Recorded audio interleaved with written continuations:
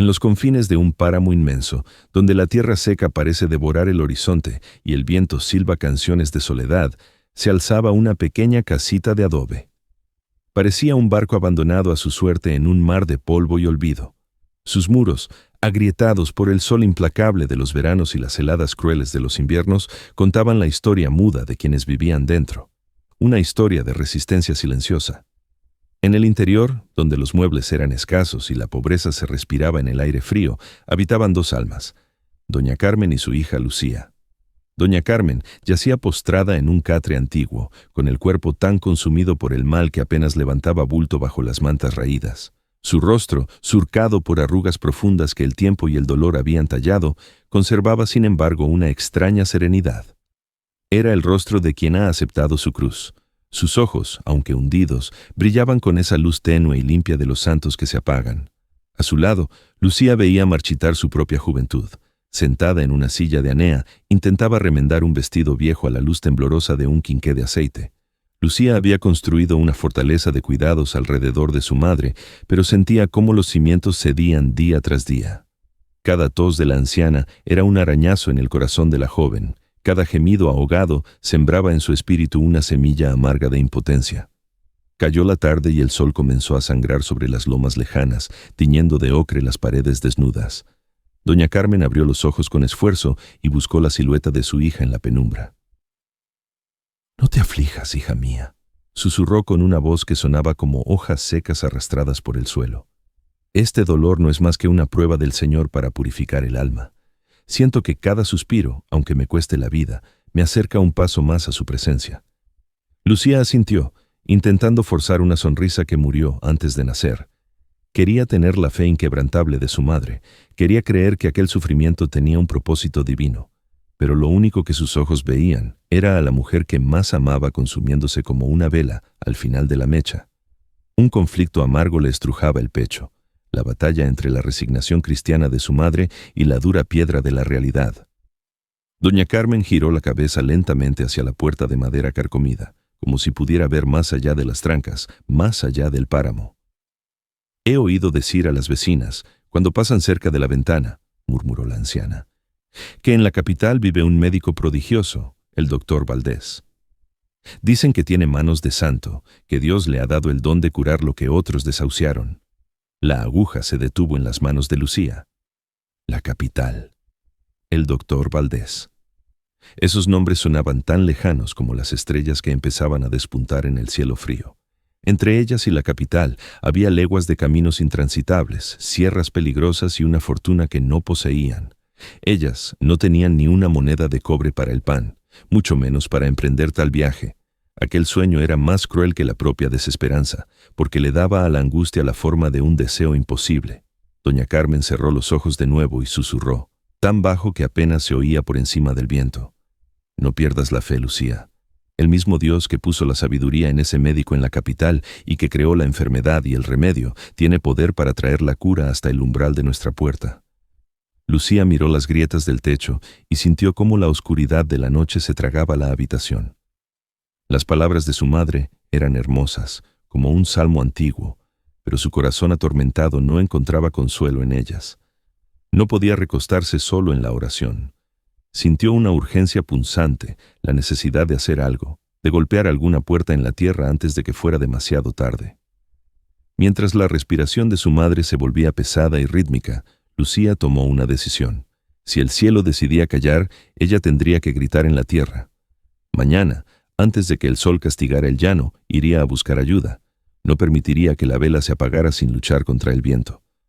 Antes de que el sol despertara por completo para lanzar sus latigazos de luz sobre la tierra seca, Lucía ya estaba en pie. El aire de la madrugada era helado, un frío que se colaba por los huesos y que parecía nacer del mismo suelo de la vivienda. Se envolvió en un rebozo de lana negra, raído por los años, y se acercó de puntillas al catre de su madre. Doña Carmen dormía, o al menos eso parecía. Su respiración era un silbido tenue, frágil, como el de un pájaro herido. Lucía le besó la frente con suavidad, sintiendo la piel ardiente por la fiebre bajo sus labios fríos. «Que la Virgen te cubra con su manto mientras vuelvo», susurró, más para sí misma que para la enferma. Salió de la casa cerrando la puerta con cuidado, dejando atrás el olor a enfermedad y encierro para enfrentarse a la inmensidad del páramo. Su destino no era el cielo, sino la tierra. No buscaba un milagro lejano en la capital, sino la caridad tangible de quienes tenían de sobra. Su objetivo era la hacienda de don Anselmo, el hombre más rico de la comarca, cuyas tierras fértiles bebían el agua que a otros les faltaba y cuyos graneros jamás conocían el vacío. Caminó con paso firme, aunque sus zapatos viejos apenas la protegían de las piedras del camino. Mientras avanzaba, las palabras de su madre de la noche anterior resonaban en su mente con una ironía amarga. El doctor Valdés en la capital. Aquel nombre se había clavado en su pensamiento como una espina. ¿Por qué su madre tenía que mencionar una esperanza tan inalcanzable? Pensar en ese médico ilustre era como querer tocar la luna con las manos. La capital estaba a días de viaje, cruzando sierras y caminos de bandoleros. Se necesitaban carruajes, dinero para las posadas, oro para los honorarios. Ellas no tenían ni para el aceite del candil. Es cruel tener esperanza cuando no se tienen medios, pensó Lucía, sintiendo que el pecho se le oprimía. La fe de mi madre es un consuelo para ella, pero una carga para mí. El sol comenzó a despuntar, revelando la dureza del paisaje. A lo lejos, sin embargo, el escenario cambiaba. Los muros encalados de la hacienda de don Anselmo brillaban con prepotencia bajo la luz naciente. Allí, los árboles eran verdes y frondosos, alimentados por acequias privadas. Se veía el humo de las chimeneas subiendo recto hacia el cielo, prometiendo calor y desayunos abundantes. Lucía sintió que sus pasos se volvían más pesados a medida que se acercaba. El contraste entre su miseria y aquella opulencia era un golpe físico. Su corazón latía con fuerza, no por el esfuerzo de la caminata, sino por una mezcla agria de miedo y vergüenza. Iba a pedir. Iba a exponer su desgracia ante quien tenía el poder de humillarla. Al llegar frente al portón principal, se detuvo. Era una entrada imponente de madera maciza, reforzada con clavos de hierro y adornada con aldabas de bronce que brillaban recién pulidas. Esa puerta gritaba poder. Estaba hecha para mantener el mundo fuera. Lucía se alisó el vestido remendado y se acomodó el rebozo, intentando rescatar cualquier vestigio de dignidad que le quedara. Respiró hondo, tragándose el orgullo que le quemaba la garganta.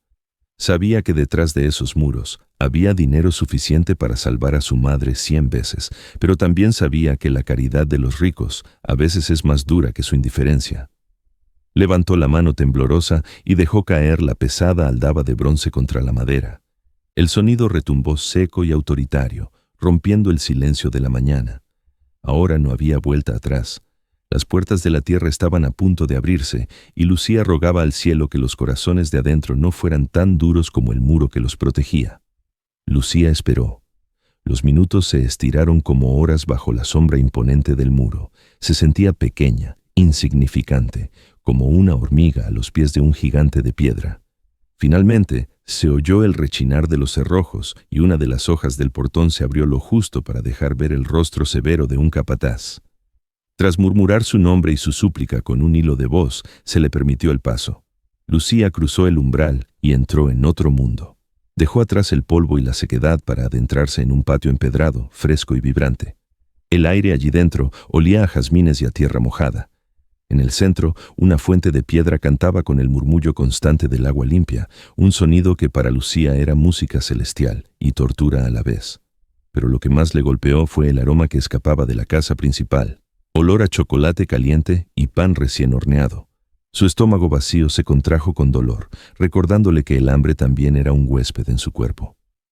En el corredor porticado, sentado en un sillón de mimbre y cuero, estaba don Anselmo, el patrón, el dueño de todo cuanto alcanzaba la vista. Lucía se acercó con pasos cortos, sintiendo el roce de sus alpargatas viejas contra las baldosas relucientes. Don Anselmo sostenía una taza de porcelana fina en una mano y un cigarro humeante en la otra. No se levantó, ni siquiera dejó la taza en la mesa. La miró por encima del borde, con esa mirada gélida de quien está acostumbrado a evaluar ganado y cosechas, no personas. «Buenos días nos dé Dios, don Anselmo», dijo Lucía, bajando la vista, con las manos apretadas contra el pecho para contener el temblor. «Habla, muchacha. El tiempo es oro y hoy tengo poco de ambos», respondió él con voz ronca, sin devolver el saludo. Lucía tragó saliva. Sintió que las palabras se le atascaban en la garganta ásperas y secas, pero la imagen de su madre agonizando en el catre le dio la fuerza necesaria. Con voz entrecortada, relató la penuria que vivían, la enfermedad que consumía a doña Carmen, la falta de medicinas, el frío que entraba por las grietas y la esperanza absurda de un médico que pudiera salvarla. No pidió lujos, solo una ayuda, un préstamo, una caridad cristiana para aliviar el dolor de una anciana piadosa. Cuando terminó, hubo un silencio pesado. Solo se oía el gorgoteo despreocupado de la fuente. Don Anselmo dio una calada larga a su cigarro y soltó el humo despacio, formando una nube gris que flotó entre ambos como una barrera. «Así que doña Carmen está mal», dijo él sin rastro de emoción. «Es una pena. Siempre fue una mujer muy devota, de mucho rosario y mucha iglesia». «Sí, señor. Su fe es lo único que la mantiene viva. Pero la fe no compra medicinas, y por eso he venido a...» Don Anselmo soltó una risa breve, seca, que sonó como una rama al partirse. Dejó la taza en la mesa con un golpe seco. «¡Vaya contradicción!», exclamó inclinándose hacia adelante con una mueca de burla. «Ustedes, los pobres, siempre tienen la boca llena de Dios proveerá y sea la voluntad del Señor, pero en cuanto aprieta el zapato corren a mi puerta en lugar de a la iglesia». Lucía sintió como si le hubieran dado una bofetada. Levantó la vista, sorprendida por la crueldad gratuita. «Señor, Dios actúa a través de las personas», intentó defenderse Puntuer. «No me vengas con sermones, niña», la cortó él con frialdad. «Si tu madre es tan santa y tiene tanta fe, que le pida el milagro a la Virgen. ¿Quién soy yo para interferir en los designios del cielo? Si es su hora, es su hora. Y si no lo es, Dios la salvará sin que yo tenga que abrir mi bolsa. Pero don Anselmo, se lo ruego, es caridad. La caridad empieza por casa, y yo tengo muchas bocas que alimentar en esta hacienda», sentenció recostándose de nuevo y perdiendo el interés en ella. «Vete y enciende una vela, sale más barato que el médico». El capataz dio un paso al frente indicándole la salida. Lucía retrocedió, con el rostro ardiendo en una mezcla de vergüenza y rabia. No le dolía la negativa tanto como el desprecio. Le dolía que hubieran usado la fe de su madre como un arma para herirla. Sintió que el lujo del patio, el agua de la fuente y el olor a chocolate eran insultos directos a su miseria. Dio media vuelta y caminó hacia el portón, con la espalda recta a pesar del peso que llevaba en el alma. Al cruzar el umbral hacia el páramo árido, escuchó cómo los pesados cerrojos volvían a cerrarse a sus espaldas con un sonido definitivo, metálico y frío. Las puertas de bronce se habían cerrado. Don Anselmo tenía razón en una cosa: allí no encontraría salvación. Pero mientras el polvo del camino volvía a cubrir sus pies, Lucía comprendió con amargura que la riqueza a veces empobrece el corazón hasta dejarlo seco como una piedra. Lucía se alejó de la hacienda arrastrando los pies, con el sabor metálico de la humillación todavía en la boca. El sol estaba ahora en su cenit, cayendo a plomo sobre el páramo, haciendo vibrar el aire con un calor que mareaba. Pero ella no se detuvo. No podía permitirse el lujo de la derrota. «Don Anselmo es un extraño, un hombre de dinero sin alma», se dijo a sí misma para consolarse, secándose el sudor de la frente con el dorso de la mano. «Es natural que su corazón sea de piedra. Pero la sangre es otra cosa, la sangre no olvida. Su nuevo destino era la casa de su tío Manuel, el hermano menor de su madre. Vivía a un par de leguas, en una granja modesta pero próspera, con huertos y algunos animales. No nadaba en oro como el cacique, pero en su mesa nunca faltaba el pan y el vino. Lucía se aferró a ese pensamiento como un náufrago a una tabla. Su tío, aquel que había jugado con ella de niña, no le cerraría la puerta. El camino se hizo eterno bajo el sol implacable. Cuando por fin divisó la casa de muros de piedra y techo de teja, sus piernas temblaban de cansancio. Al llegar al patio, los perros ladraron, alertando a los dueños. Tío Manuel salió al porche limpiándose las manos en un trapo. Acababa de comer. Al ver a su sobrina, cubierta de polvo y con el rostro desencajado por la angustia, una sombra de incomodidad cruzó su mirada, pero la disimuló rápido. «¡Lucía!», exclamó, aunque sin acercarse demasiado. «¿Qué haces aquí a estas horas y con este calor? ¿Ha pasado algo con Carmen?».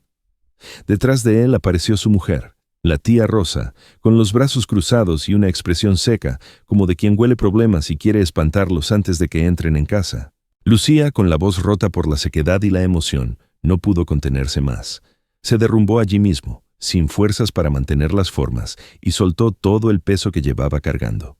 Les contó sobre la gravedad de su madre, sobre cómo la vida se le escapaba entre toses, y sobre la necesidad urgente de dinero para medicinas o para intentar traer a algún curandero de la villa, ya que el médico de la capital era un sueño imposible. «Solo pido un poco de ayuda, tío», suplicó con los ojos llenos de lágrimas. «Es tu hermana. Es tu propia sangre la que se está apagando en ese catre». Manuel bajó la vista, incapaz de sostener la mirada de su sobrina. Empezó a retorcer el trapo entre sus manos nerviosas. Hubo un silencio espeso, roto solo por el cacareo lejano de las gallinas y el viento en los árboles. Fue la tía Rosa quien rompió el silencio, con una voz afilada y fría como un cuchillo de cocina. «Ay, muchacha, Dios sabe que nos duele el corazón por tu madre, pero los tiempos son malos para todos». «¿Malos?». Lucía miró alrededor. Los graneros estaban reparados, se olía el guiso desde la cocina, los niños jugaban sanos en el patio trasero. «Tía, por favor, mamá se muere». «Todos tenemos nuestras cruces, Lucía», insistió la mujer dando un paso adelante como para bloquear el acceso de su marido. «Tenemos deudas, los chicos están creciendo y necesitan ropa y escuela. No podemos quitarnos el pan de la boca nosotros para tapar agujeros en casa ajena, aunque sea familia. La enfermedad de tu madre es cosa de Dios, y contra su voluntad no se puede ir». Lucía miró a su tío, buscando un gesto, una palabra de defensa, algo que recordara el cariño de antaño. «¿Tío?», preguntó en un susurro. Manuel levantó la vista por un segundo con los ojos vidriosos de vergüenza, pero vencido por el miedo a su mujer y el egoísmo de su propia comodidad. «Tu tía tiene razón, hija», murmuró con voz débil. «El año ha sido duro. No tenemos liquidez, lo siento». «Pero es tu hermana», repitió Lucía incrédula. «Ten paciencia, Lucía. Resignación. Rezaremos mucho por ella. Pondremos una novena a San Judas. Eso es lo más que podemos hacer». La frase cayó sobre Lucía como una lápida. «Rezaremos por ella». La misma excusa que el rico, pero dicha por su propia sangre. Sintió como el mundo giraba a su alrededor. Si el dinero endurecía el corazón del rico, el miedo a la pobreza endurecía el del pariente. Se puso de pie lentamente. Ya no sentía cansancio, ni calor, ni hambre. Solo sentía un frío absoluto en el alma. Miró a su tío una última vez y él volvió a bajar la cabeza, derrotado por su propia cobardía. «Dicen que la sangre es más espesa que el agua», dijo Lucía con una voz que sonaba muerta. «Pero hoy veo que también se puede volver agua y escurrirse entre los dedos». Dio media vuelta sin despedirse. No hubo súplicas ni gritos. El dolor era demasiado profundo para el drama. Salió de la granja mientras el sol comenzaba a declinar, tiñendo el cielo de un violeta amoratado. El camino de regreso al páramo fue una marcha fúnebre. Todas las puertas se habían cerrado, la del dinero y la de la sangre. El mundo le había dado la espalda. Llegó a su casa con el crepúsculo. Al entrar, encontró a doña Carmen despierta, pasando las cuentas de su rosario de madera con dedos temblorosos. La anciana la miró, y con esa intuición terrible de las madres, no necesitó preguntar. Vio la derrota en los hombros caídos de su hija y el vacío en sus ojos. «Hija», susurró doña Carmen. Lucía se dejó caer junto al catre y apoyó la frente en el borde del colchón. Por primera vez, sintió que un susurro oscuro se colaba en su mente, una voz que no era suya, la voz la desesperanza total. «Nadie, mamá», dijo Lucía con voz ahogada. «No hay nadie. Estamos solas en este mundo. El cielo está sordo y la tierra es muda». Afuera, el viento del páramo comenzó a aullar con fuerza, anunciando que la noche no traería descanso, sino una tormenta. La noche cayó sobre el páramo no como un manto de descanso, sino como una sentencia. El viento, que durante la tarde había sido un aviso, se transformó en una bestia enfurecida. Aullaba alrededor de la pequeña casa de adobe, buscando grietas y rendijas por donde colarse, haciendo temblar las vigas de madera vieja como si fueran huesos quebradizos. Dentro, la tormenta del exterior era solo un pálido reflejo de la tormenta que arrasaba el corazón de Lucía. Doña Carmen empeoró con la oscuridad. La fiebre subió de golpe, quemándole la piel y secándole la boca. Empezó a desvariar, murmurando palabras inconexas, mezclando nombres de santos con recuerdos de su infancia. Su respiración se volvió un estertor ronco, un sonido que llenaba la habitación y que a Lucía le sonaba a cuenta atrás. Lucía iba y venía del lebrillo con agua, empapando paños que colocaba sobre la frente ardiendo de su madre. Sus manos se movían mecánicamente, escurriendo el trapo, limpiando el sudor, acomodando las mantas. Pero su mente estaba en otro lugar, en un abismo oscuro y frío. Había llegado al límite. El rechazo de don Anselmo, la traición cobarde de su tío Manuel, Y ahora esto, ver a la única persona que amaba consumirse sin que ella pudiera hacer nada. La resignación se había roto, la paciencia se había agotado. Se sentó al borde del catre y miró hacia la pared, donde colgaba un viejo crucifijo de madera, oscurecido por el humo del candil. ¿Dónde estás?, preguntó Lucía en un susurro que cortaba el aire. No era una oración, era un reclamo. Se puso de pie, incapaz de contener la rabia que le subía por la garganta. Caminó por la habitación estrecha, sintiendo cómo el suelo de tierra vibraba con los truenos lejanos. ¿Dónde estás?, repitió, alzando la voz, desafiando al techo de caña y barro y al cielo que había detrás. Mi madre te ha rezado cada día de su vida. No ha comido para dar a otros. Ha gastado sus rodillas en el suelo de la iglesia, ¿y así le pagas? ¿Con este dolor? ¿Con este abandono? Miró a su madre, retorciéndose levemente en su delirio, aferrada a su rosario como si fuera el único ancla en medio del naufragio. Esa fe ciega, que antes Lucía admiraba, ahora le parecía una crueldad. ¿De qué sirve, madre?, le dijo a la anciana inconsciente con lágrimas de impotencia quemándole las mejillas. ¿De qué sirve tanta fe si los cielos son de bronce? ¿De qué sirve ser buena si los malos duermen calientes y tú te mueres de frío? Lucía sintió que algo se quebraba definitivamente dentro de ella. Era el sonido cristalino de la esperanza rompiéndose en 1000 pedazos. Se sintió estúpida por haber creído, estúpida por haber caminado hasta la hacienda, estúpida por haber esperado piedad de su tío. Se dejó caer de rodillas en el centro de la habitación, pero no para rezar. Se cubrió la cara con las manos y sollozó. No era un llanto de alivio, sino un llanto seco, agónico, el llanto de quien se sabe completamente solo en el universo. Si existieras, susurró entre sollozos, dirigiendo su ira hacia arriba, no permitirías esto. Nos has dejado solas. Estamos malditas.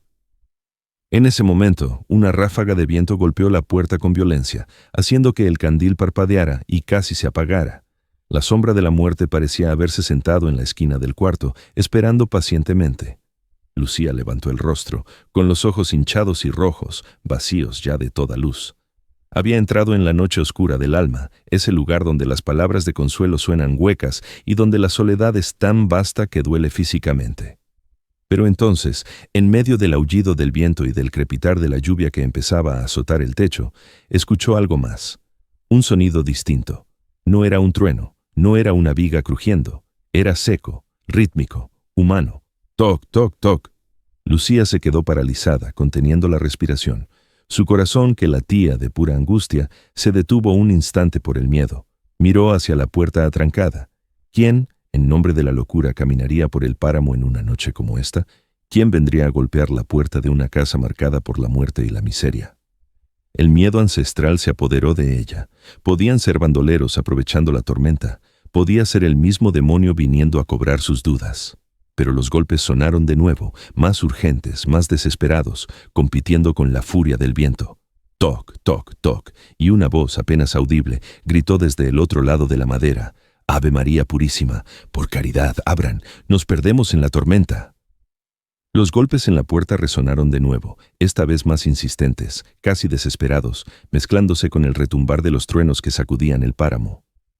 Lucía permaneció inmóvil, con la espalda pegada a la pared de adobe, el corazón golpeándole las costillas como un pájaro enjaulado. El miedo la paralizaba. En aquellas soledades y en una noche de perros como esa, nadie con buenas intenciones andaba por los caminos. Las historias de bandoleros que bajaban de la sierra para asaltar cortijos y robar lo poco que quedaba venían a su mente, una tras otra. ¿Quién vive?, susurró Lucía, demasiado bajo para ser oída, aferrando el chal contra su pecho como si fuera un escudo. Su mirada recorrió la habitación miserable. No tenían nada, ni dinero, ni joyas, ni comida. Solo una anciana moribunda y una hija desesperada. Si entraban a robar, solo se llevarían la miseria. Desde afuera, la voz ronca y cansada volvió a elevarse sobre el aullido del viento. «Por el amor de Dios, somos cristianos perdidos en la sierra. Abran o moriremos de frío». Lucía dudó. La desconfianza era su única defensa. Acababa de maldecir al cielo por su abandono, y ahora el cielo le enviaba extraños a su puerta. ¿Era una prueba final? ¿O un castigo? Entonces, desde el catre, surgió un sonido débil. Doña Carmen había abierto los ojos. La fiebre parecía haberle dado una tregua momentánea, o quizás era esa lucidez extraña que precede a los finales. «Lucía», llamó con voz temblorosa pero firme. La joven corrió a su lado. «Mamá, chis, no hables. Hay gente fuera. No sabemos quiénes son». Doña Carmen giró la cabeza con esfuerzo hacia la puerta, como si pudiera ver a través de la madera. «Nadie llama a una puerta en una noche así por gusto, hija», dijo la anciana jadeando entre palabras. «Es el Cristo quien llama disfrazado de peregrino. Fui forastero y me acogisteis. ¿Recuerdas?». Lucía sintió un nudo en la garganta. Incluso al borde de la muerte, incluso cuando Dios parecía haberlas olvidado, su madre se aferraba a la caridad como a un clavo ardiendo. Era una lección de humildad que le dolía recibir en ese momento de amargura. «Mamá, no tenemos nada, ni fuerzas, ni comida, ni seguridad. Podrían ser ladrones. Si vienen a robar, verán que aquí solo habita el dolor», respondió doña Carmen con una serenidad pasmosa. «Pero si vienen buscando refugio, no seré yo quien les cierre la puerta que Dios me ha mantenido abierta tantos años.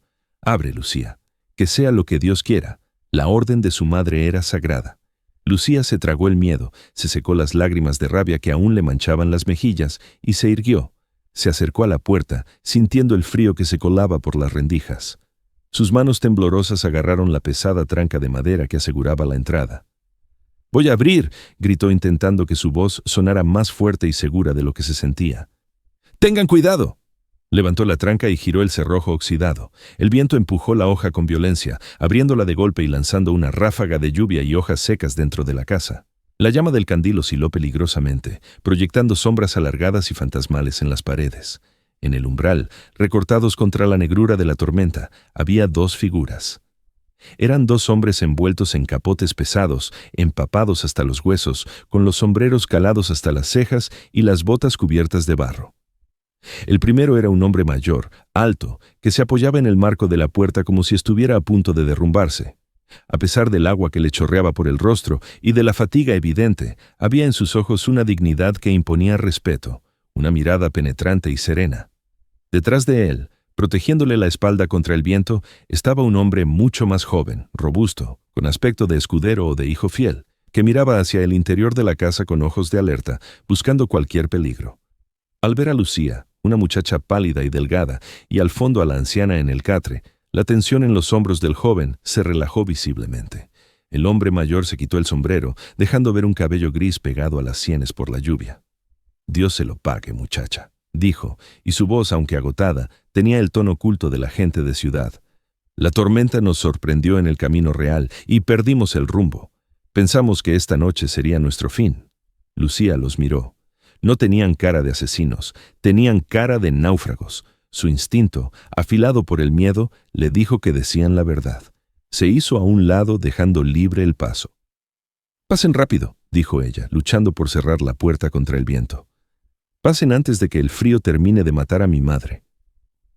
Los dos hombres entraron, trayendo consigo el olor a ozono, a tierra mojada y a caballos cansados.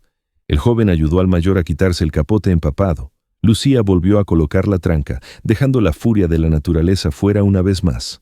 Ahora, dentro del pequeño cuarto, el silencio se hizo denso. Los extraños miraron alrededor, asimilando la pobreza extrema del lugar. El suelo de tierra apisonada, las paredes desnudas, el fuego casi extinto en la chimenea y la figura frágil de doña Carmen observándolos desde las sombras. El hombre mayor hizo una reverencia respetuosa hacia la cama. «Lamentamos profundamente la intromisión, señora», dijo con suavidad. «Soy un viajero, y este es mi ayudante, Mateo.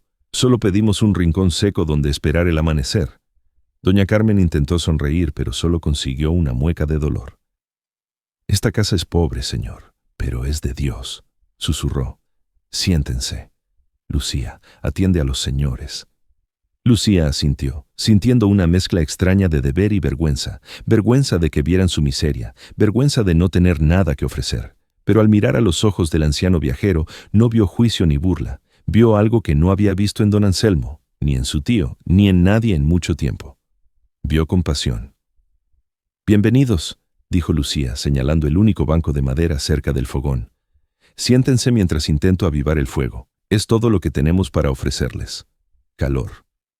Mientras los hombres tomaban asiento, Agradecidos, Lucía no sabía que, junto con la lluvia y el barro, acababa de dejar entrar en su casa el destino que tanto había implorado y que, minutos antes, creía perdido para siempre.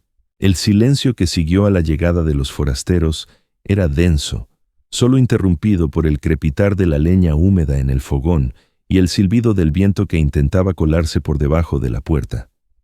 Los dos hombres, aún tiritando bajo sus ropas mojadas, se acercaron al fuego escaso que Lucía intentaba reavivar, soplando con fuerza sobre las brasas moribundas. Doña Carmen, desde su lecho de dolor, hizo un gesto leve con la mano hacia su hija. «Lucía», susurró, con esa voz que apenas era un hilo de vida. «Nuestros huéspedes deben tener hambre. El camino en la sierra es duro y vacía el estómago. Prepara algo para ellos». Lucía se quedó helada, con el atizador suspendido en el aire. Sintió una punzada de angustia en el pecho, más dolorosa que el hambre misma. Su madre hablaba con la generosidad de antaño, cuando la despensa estaba llena, olvidando en su fiebre que la miseria había roído hasta la última migaja de su hogar. «Sí, madre», respondió Lucía con voz neutra, bajando la cabeza para ocultar la vergüenza que le encendía las mejillas. Se levantó y caminó hacia la alacena, un mueble viejo de madera apolillada en el rincón más oscuro de la cocina. Abrió las puertas con lentitud, como si temiera lo que no iba a encontrar. Allí no había nada, solo sombras y polvo. Buscó en el fondo de una orza de barro.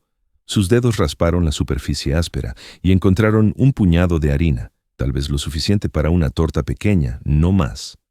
Al lado, envuelto en un paño, quedaba un trozo de queso duro y seco como una piedra y un par de higos pasos olvidados del otoño anterior. Eso era todo. Era el desayuno de mañana.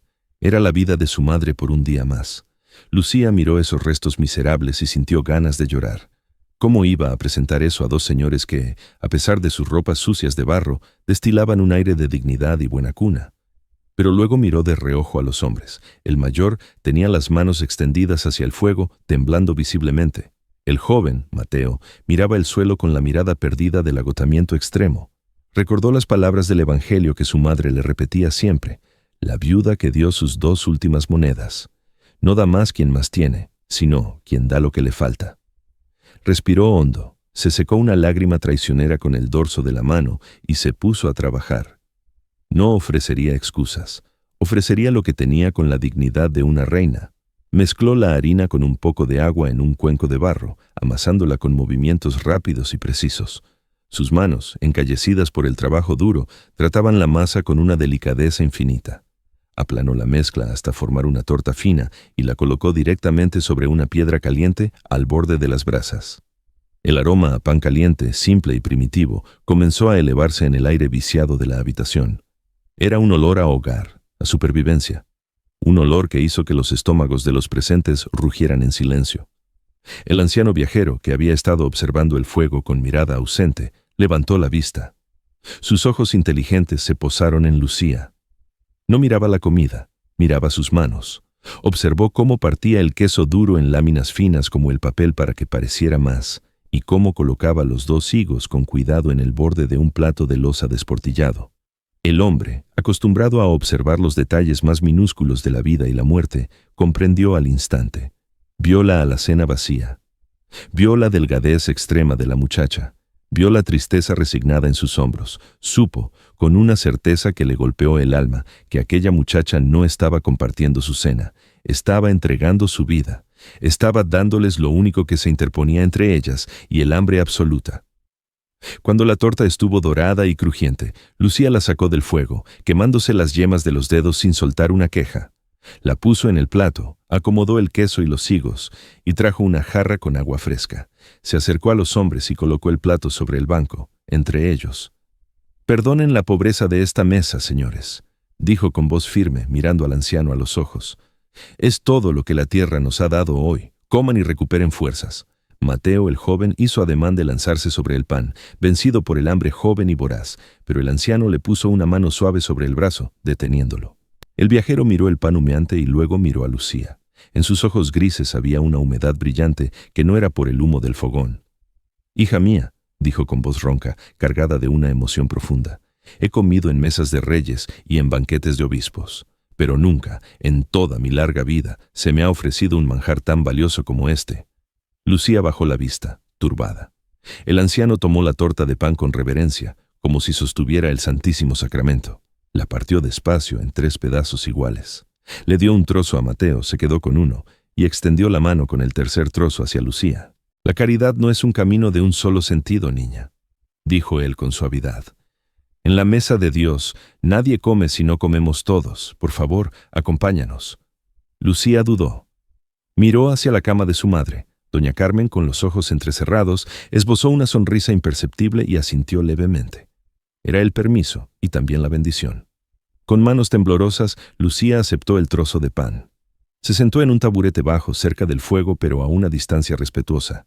Y allí, mientras la tormenta rugía fuera intentando derribar el mundo, 3 desconocidos compartieron el pan de la miseria en un silencio sagrado. Al comer aquel pan, algo cambió en la habitación. El aire se volvió menos pesado.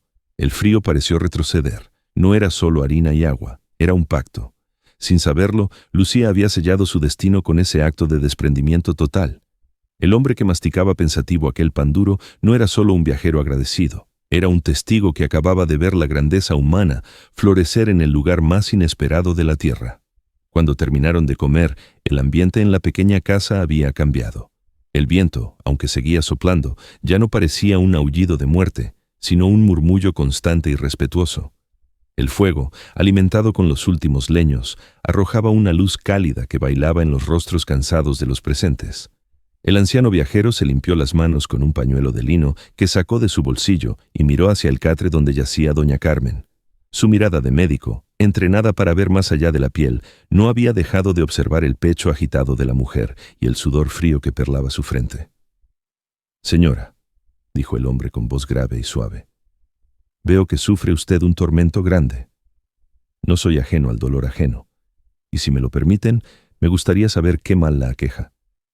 Quizás mis años de andar por el mundo me hayan enseñado algún remedio casero que pueda aliviarla». Lucía, que recogía los platos vacíos, sintió una punzada de amargura. ¿Qué podía saber un viajero perdido de la enfermedad que había derrotado sus esperanzas? Sin embargo, la gratitud por la compañía y el respeto que inspiraba el anciano le soltaron la lengua. «Es un mal viejo y cruel, señor», respondió Lucía, sentándose de nuevo junto a su madre y tomándole la mano. «Empezó con una tos seca el invierno pasado y ahora le devora el aire. Hemos probado hierbas, rezos y ungüentos, pero aquí, en el páramo, la enfermedad es la única dueña».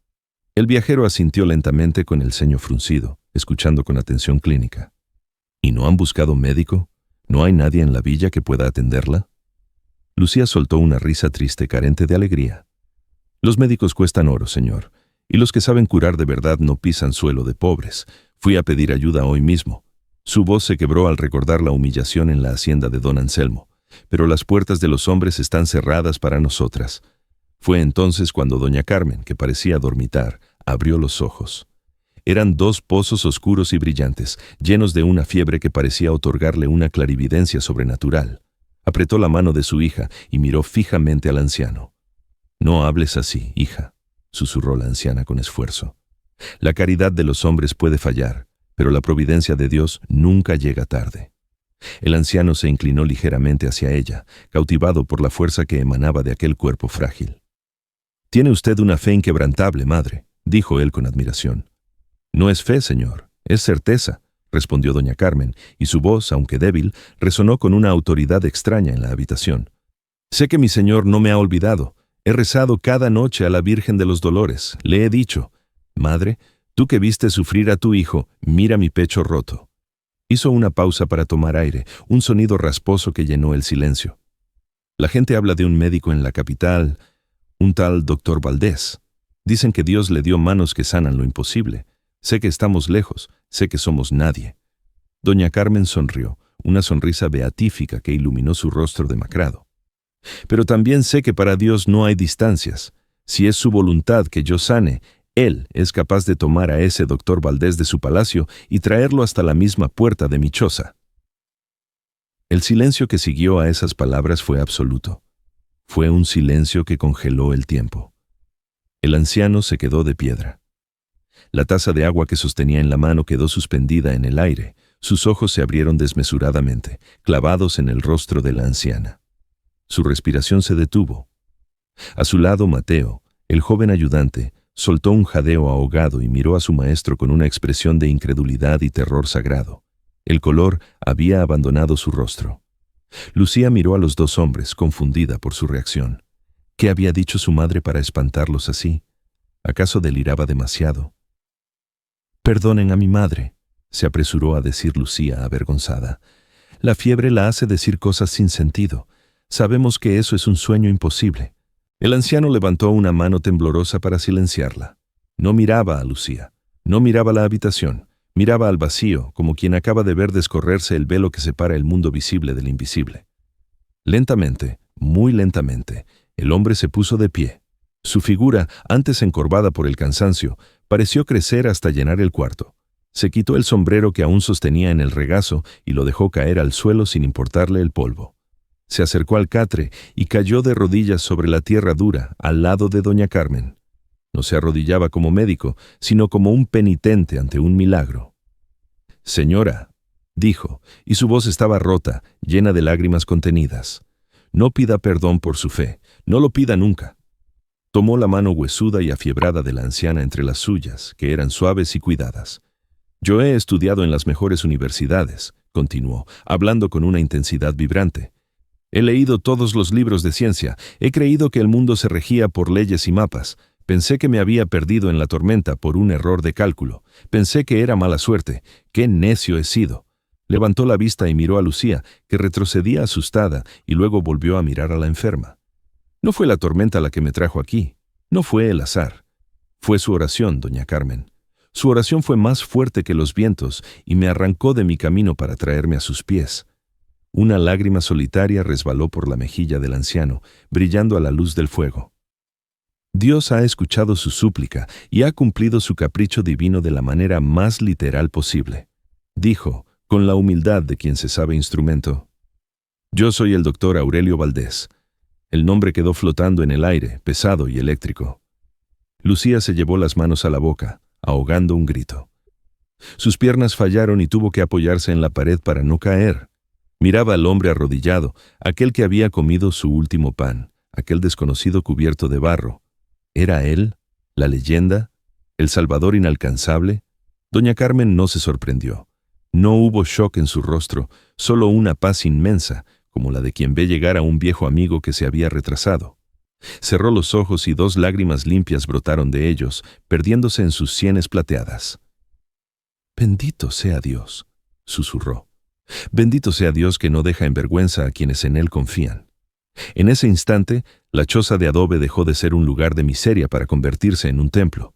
La ciencia se había arrodillado ante la fe, y la tormenta afuera ya no importaba, porque el milagro había llegado, no con truenos ni trompetas, sino con el rostro de un viajero cansado que pedía posada. El amanecer rompió sobre el páramo con una calma cristalina, como si el cielo quisiera pedir perdón por la furia de la noche anterior. La luz grisácea del alba se coló por las rendijas de la puerta, iluminando una escena que ya no era de desesperación, sino de batalla ordenada. El doctor Valdés no había pegado ojo. Tras la revelación que había dejado mudas a las mujeres, el anciano había abandonado su papel de huésped para asumir el de general en campaña. Con la autoridad que dan los años y la ciencia, tomó el pulso de doña Carmen, examinó sus pupilas y escuchó su pecho con el oído pegado a su espalda, frunciendo el ceño con concentración absoluta. «La fiebre es alta y el pulmón está cargado, pero el corazón es fuerte», dictaminó poniéndose de pie y alisándose el chaleco. «La batalla será dura, pero no está perdida». Se giró hacia Mateo, su ayudante, que esperaba órdenes junto a la puerta. «Mateo, no hay tiempo que perder. En cuanto haya luz suficiente para ver el camino, debes volver atrás. Encuentra el carruaje. Mi hijo Gabriel debe estar loco de angustia buscándonos. Dale esta nota», dijo, garabateando unas líneas rápidas en una hoja de su libreta con un lápiz de carboncillo. «Dile que traiga el maletín de cuero negro, el que tiene los frascos de cristal azul, y que venga rápido. La vida de esta mujer pende de un hilo». Mateo asintió con vigor, se caló el sombrero y salió disparado hacia la inmensidad del llano. Las horas siguientes fueron de una espera tensa. El doctor Valdés, despojado de sus herramientas, utilizó lo que había a mano.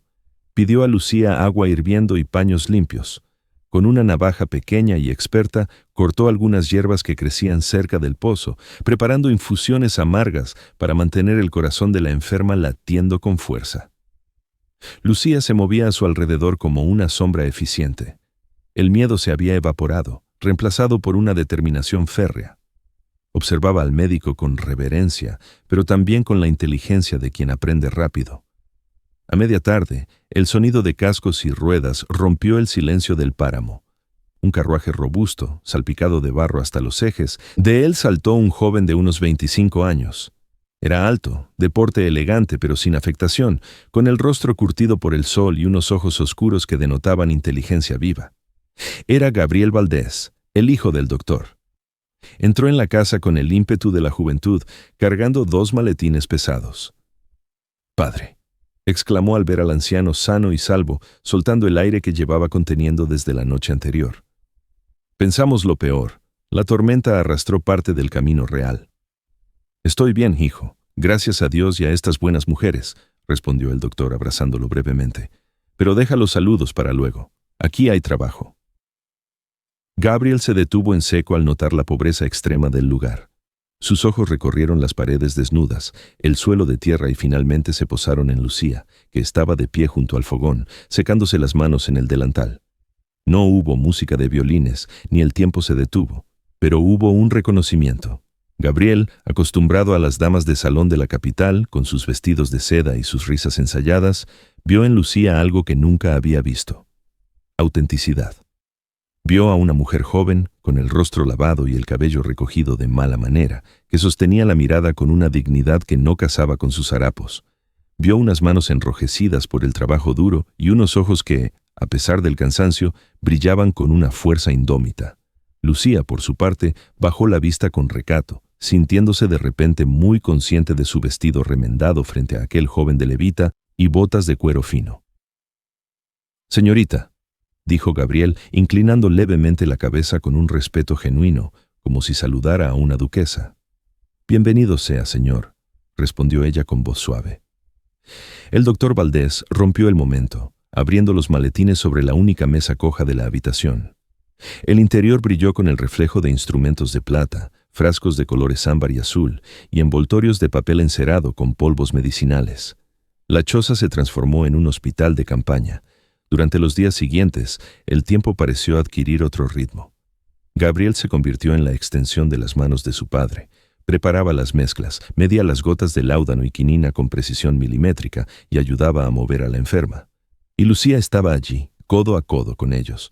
No era solo una enfermera, era la guardiana de la vida de su madre.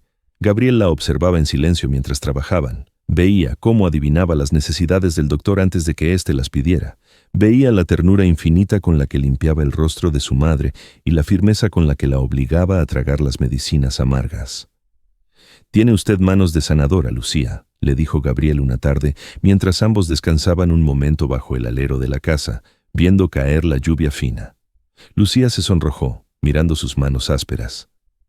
«Solo son manos de hija, don Gabriel. El amor enseña lo que los libros no dicen». Gabriel la miró con intensidad. Le conmovía profundamente esa mezcla de humildad y sabiduría. En la capital, las mujeres hablaban de modas y de bailes. Lucía hablaba el lenguaje del sacrificio. «A veces», dijo él mirando hacia el horizonte gris, «el oro más puro se encuentra escondido bajo la tierra más dura, donde nadie se molesta en cavar». Lucía levantó la vista, sorprendida por el tono de sus palabras, y encontró en los ojos del joven una admiración que la hizo temblar más que el frío del páramo. No era una mirada de deseo vulgar, sino de valoración profunda. Por primera vez en su vida, alguien la miraba y no veía su pobreza, sino su riqueza interior. Dentro de la casa, el milagro de la ciencia y la fe comenzaba a dar fruto. La respiración de doña Carmen se hizo más profunda y pausada. La fiebre, esa bestia que la devoraba por dentro, comenzó a ceder ante los ataques químicos del doctor Valdés. Una noche, cerca de la madrugada, el doctor salió al patio donde Gabriel estaba revisando los caballos. El anciano encendió su pipa y dio una calada larga, satisfecho. «Lo hemos logrado, Gabriel», dijo el padre. «La crisis ha pasado. Vivirá». Gabriel sonrió, aliviado. «Es una mujer fuerte, padre». «Lo es, pero no solo ella. El doctor miró hacia la ventana iluminada donde se recortaba la silueta de Lucía velando el sueño de su madre. He visto muchas cosas en mi vida, hijo, pero la devoción de esa muchacha, eso es algo raro. Ha vendido su juventud para comprar la vida de su madre. Ha soportado el desprecio de los ricos y el olvido de los parientes sin volverse amarga. Gabriela sintió con la mirada fija en la ventana. Lo he visto, padre. Es extraordinaria. Me alegra que tengas ojos para ver lo importante, hijo, dijo el doctor poniendo una mano sobre el hombro de Gabriel. Porque un hombre puede construir una casa con dinero, pero solo una mujer así puede convertirla en un hogar. Gabriel no respondió, pero su silencio fue elocuente. En esos días de encierro, entre el olor a alcanfor y leña quemada, su corazón había tomado una decisión. Había llegado al páramo buscando rescatar a su padre, pero había encontrado algo que no sabía que estaba buscando, una compañera cuya alma era tan noble como su linaje era humilde. La medicina había curado el cuerpo de la madre, pero en el silencio de las miradas y en el roce casual de las manos al pasar un vaso de agua, otro remedio estaba actuando, sanando dos soledades que estaban destinadas a encontrarse. El invierno se batió en retirada, vencido por un sol tibio que comenzaba a derretir la escarcha del páramo, y así como la tierra despertaba, también lo hizo doña Carmen.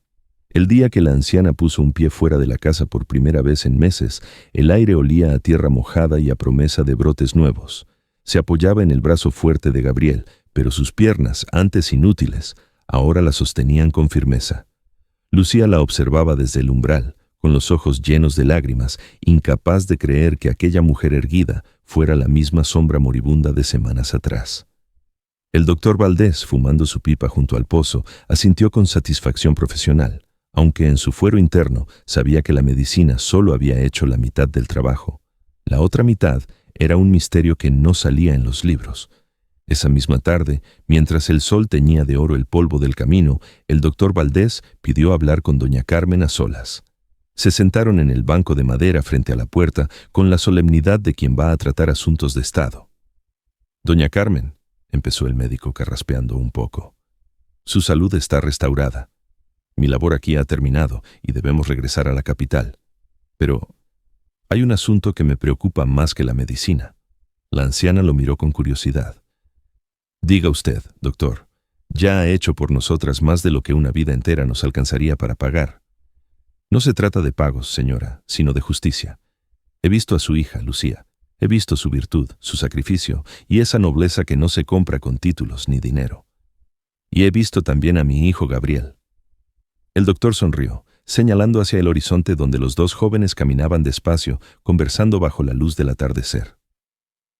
Gabriel nunca ha mirado a nadie como la mira a ella. Él cree que la ha encontrado, pero yo sé que Dios la ha puesto en su camino. Mi hijo es un buen hombre, doña Carmen, y tiene un futuro brillante, pero necesita una mujer que sea su ancla y su brújula. Si usted nos da su bendición y si Lucía acepta, me gustaría pedir la mano de su hija para mi hijo». Doña Carmen juntó las manos y elevó la vista al cielo. No hubo sorpresa, solo una gratitud inmensa y silenciosa. Aquello no era suerte, era la respuesta final a sus noches de angustia. Era la confirmación de que Dios no solo restaura lo que quita, sino que lo devuelve multiplicado. «Doctor», dijo ella con voz quebrada, «mi hija ha sido mi báculo y mi consuelo. Si su hijo promete cuidarla como ella me cuidó a mí, no hay mayor dicha que yo pueda desear». La boda se celebró allí mismo, en la pequeña ermita de la aldea cercana, apenas unas semanas después. No hubo grandes banquetes ni invitados de alcurnia, pero la alegría que llenaba el aire era más pura que la de cualquier fiesta de palacio. Lucía, vestida con un traje sencillo pero hermoso que Gabriel había mandado traer de la ciudad, resplandecía. Ya no era la muchacha invisible del páramo, era una mujer amada, dignificada por el sufrimiento y coronada por la providencia. Mateo, el fiel ayudante, hizo de testigo, llorando a moco tendido como si casara a una hermana. Cuando llegó el momento de partir hacia la capital, el carruaje estaba cargado no solo con equipaje, sino con una vida nueva. Doña Carmen subió al pescante con la ayuda del doctor. Lucía se detuvo un momento antes de subir. Miró la vieja casa de adobe, con sus paredes agrietadas y su techo remendado. Ese lugar había sido su prisión y su calvario, pero también su santuario. Allí había aprendido que cuando todas las puertas de la tierra se cierran con cerrojos de hierro, el cielo abre un portón que nadie puede cerrar. Adiós, susurró Lucía, dejando caer una flor silvestre en el umbral. Gracias por el dolor, porque me trajo la cura. El carruaje se puso en marcha, levantando una nube de polvo que pronto borró la casita del paisaje, dejándola atrás como un recuerdo de una batalla ganada. Pasaron los años, y la vida en la casona señorial de los Valdés en la capital floreció. Lucía se convirtió en el alma de aquel hogar. Con la misma diligencia con la que había cuidado a su madre en la pobreza, administraba ahora la abundancia, siempre con una mano abierta para el necesitado, pues nunca olvidó lo que era tener el estómago vacío. Gabriel se convirtió en un médico tan renombrado como su padre, y juntos formaron una familia bendecida con hijos, que llenaron los pasillos de risas y juegos. Doña Carmen vivió una vejez larga y plácida, rodeada del respeto y el amor de todos. Se convirtió en la matriarca sabia, esa abuela a la que los nietos acudían para escuchar historias. Una noche de Navidad, muchos años después, con la familia reunida alrededor de una gran chimenea de mármol, uno de los nietos más pequeños se sentó a los pies de la abuela Carmen y le preguntó: «Abuela, ¿es verdad que el abuelo Gabriel te encontró gracias a una tormenta?»